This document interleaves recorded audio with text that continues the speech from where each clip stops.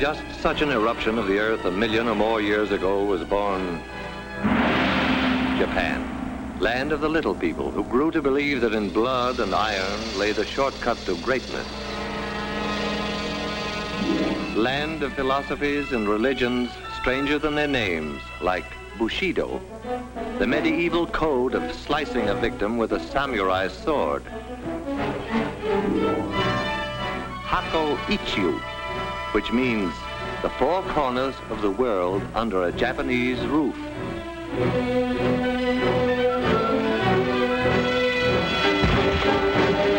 And Shinto, which assures its people that the answer to all things comes from the skies.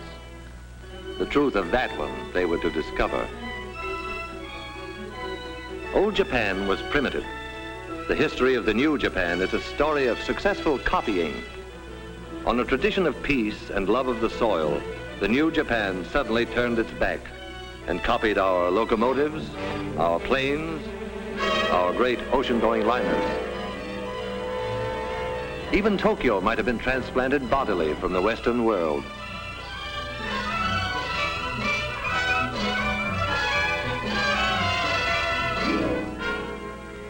Japan's plans for world conquest were financed by the fine thread of an industrious caterpillar, woven into silk and stamped "Made in Japan" for its English-speaking customers.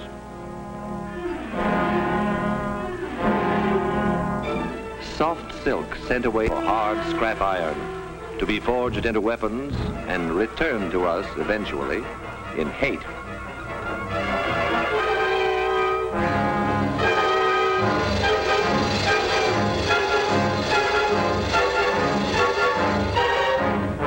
Made in Japan became a sentence of death.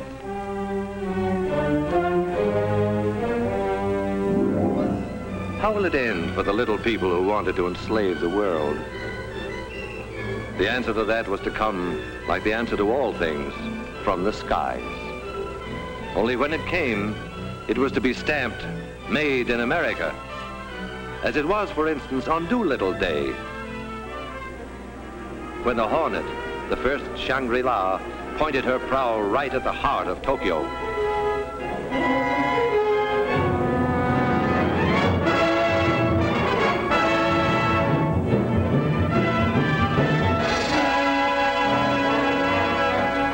This was the first brief answer to Japan that came from the skies.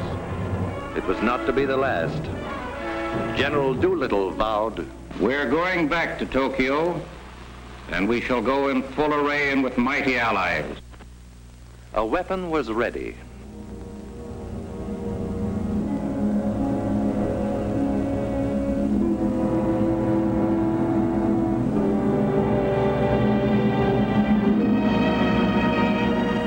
Through these forbidding doors, ceaselessly, day and night, come trains bearing the materials that skill weld, forge, and rivet into an instrument dedicated to the destruction of the enemy. This is only one of many plants that one day appeared where just the day before, it seemed, was pasture land, or the place where they were building washing machines. When the workers reported for the first time, few of them guessed the exact nature of what they were building. They knew that a giant plane would result, but beyond that it was largely conjecture. But then the day came, inevitably, when the pieces of their jigsaw began to fit together. The day when the mountains of material and the millions of man-hours all combined to confirm the assembly line rumor, the washroom gossip, and their honest-to-God American curiosity. They were building the mightiest aircraft in history. They were building a plane for the Army Air Forces that would reduce the huge fortresses and liberators to medium bombers. They were building the Boeing-designed B-29 Superfortress. And this is how they built it. Enough aluminum is stored here to lay a silver carpet over every street in Tokyo. Aluminum sheet to be brought to life by these machines and the workers who operate them. They give it shape and personality. Their stamping machines, their presses, lathes and drills, coax it and pound it and pierce it into the multiple patterns prescribed in 50 tons of blueprints. It was bauxite a month ago, dead in the ground. Miners dug it out of the Arkansas hills. And then in some distant factory, bauxite came in at one end, an aluminum sheet rolled out the other. One day from now, in the stratosphere above the clouds, it will mirror the sun. In a month, out of the ground and into the sky. These will be the wings to take it there. From the confusion of manpower and equipment within this massive jig will emerge the fabulous 117, a wing of completely new design, which will carry more weight, faster and higher than any other wing. The jigs themselves, the fixtures and the tools were designed so that unskilled workers could be expert with them in a week, whether they were farmers or clerks, cotton pickers or housewives, salesmen or ex-soldiers.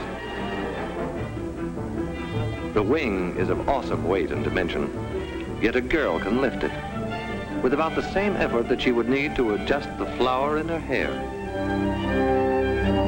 Space and the handling of bulky parts have always been problems in assembly production. The engineers who designed this plant solved both problems at once with a few strokes on their drafting boards. They moved traffic to the ceiling. Thus, they allowed workers more time at machines, and machines more time at work.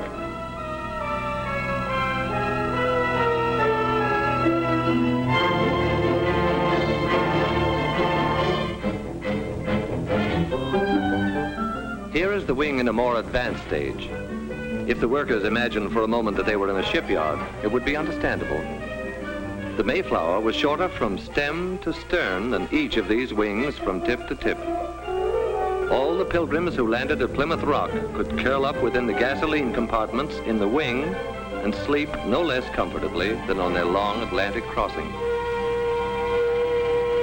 Each of these nacelles will encase an engine of 2,200 horsepower, 4 of them harnessed to one Superfortress, 8,800 horsepower.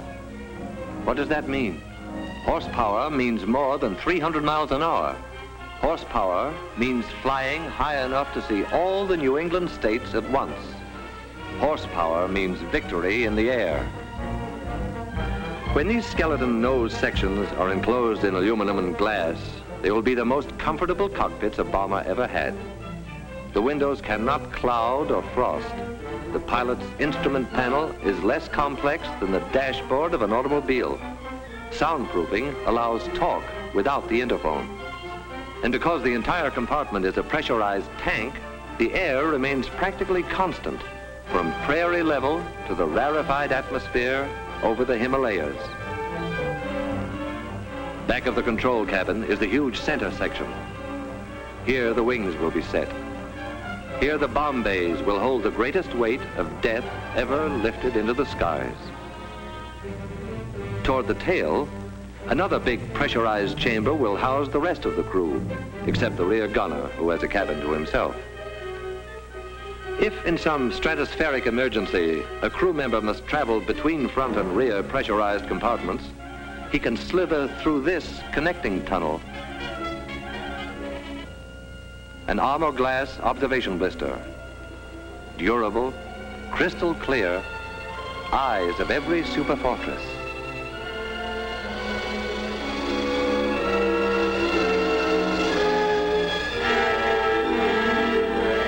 The prefabricated sub-assemblies are manufactured by other contractors and shipped to this plant by the carload.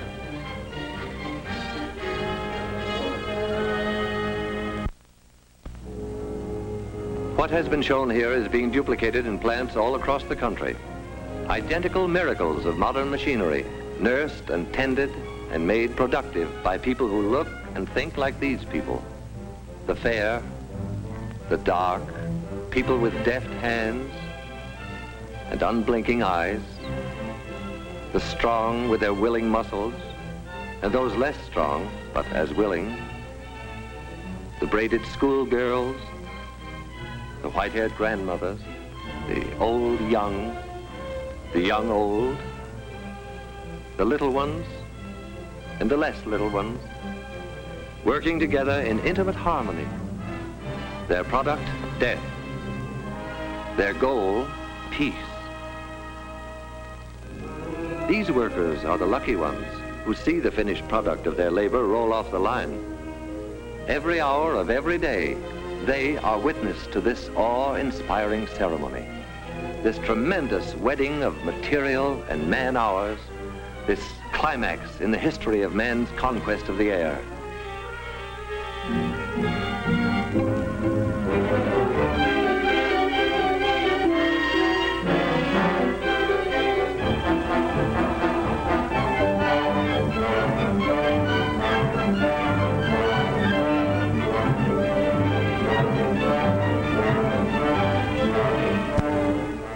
But what of the others who helped, however remotely, to create an aerial weapon they have never seen?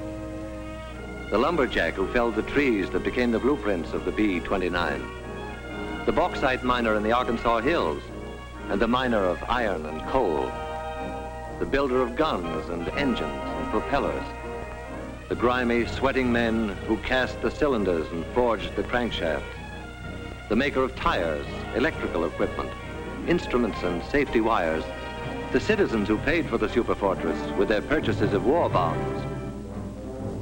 Theirs are isolated lines of effort, initiated all across the land and converging eventually beneath this vaulted roof.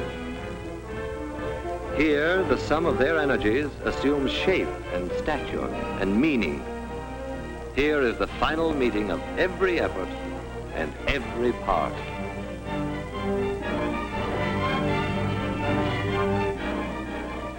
A bold insignia will proclaim to the enemy that this is the proud new weapon of the United States Army Air Forces.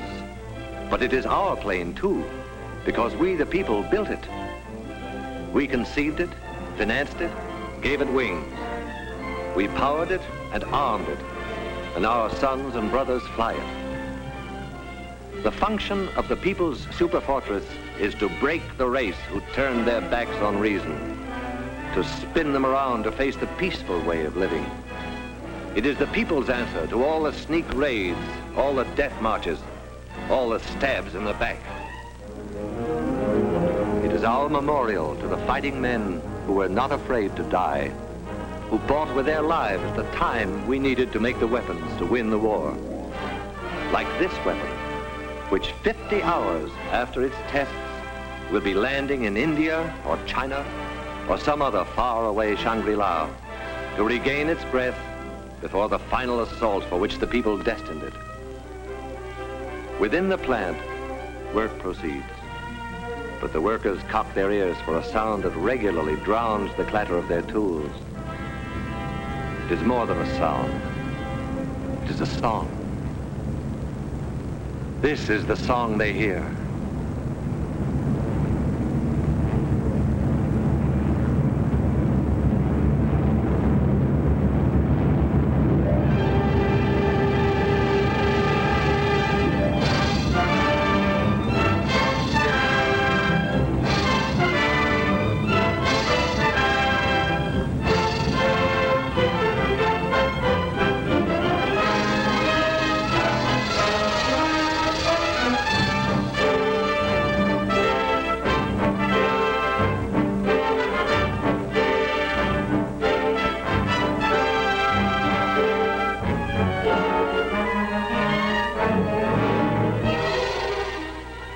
The story begins in 1939, when the far-sighted Army Air Forces said, "We want a plane for our defense that can fly a bomb load thousands of miles out to sea and return."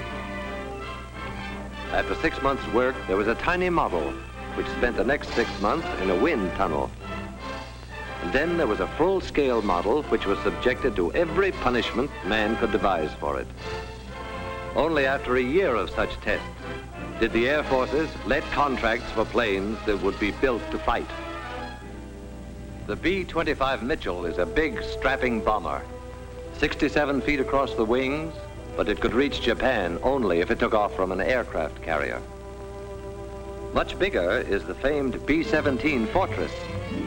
104 feet from wingtip to wingtip, it has ranged 1,400 miles over Japan's island conquests. but it cannot reach Japan itself from any base we now hold.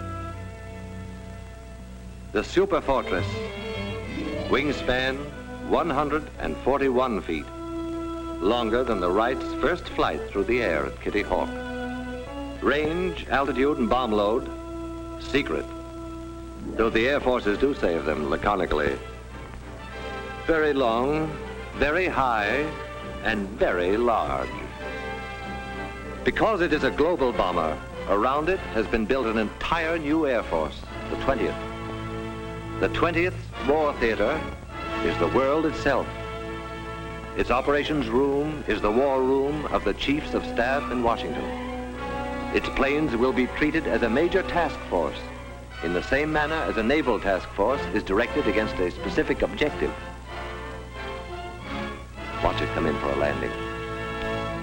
A revolutionary set of flaps that constitutes nearly 1/5 of the wing area gives the ship a low landing speed and a shorter landing run than many a plane half its size. All this great weight of Superfortress is supported by a tricycle gear whose tires require less pressure than a child's bicycle.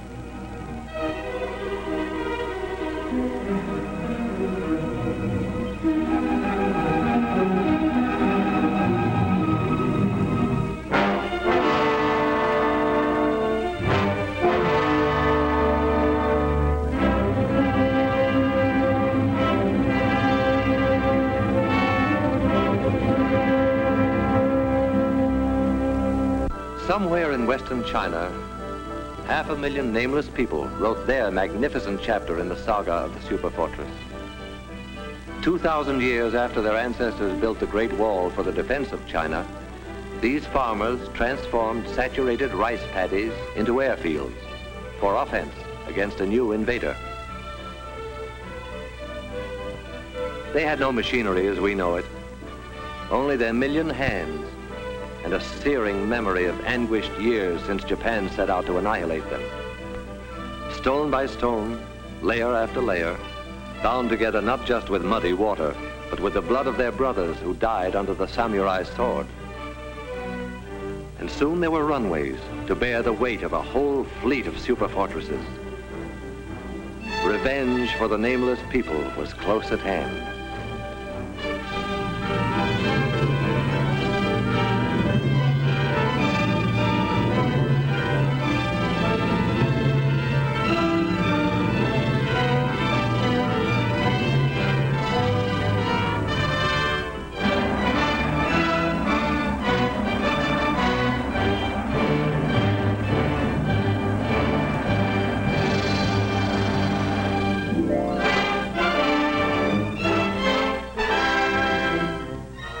Even in China, land of miracles, the arrival of the Superfortress is an occasion for everyone to turn out in curiosity and in welcome.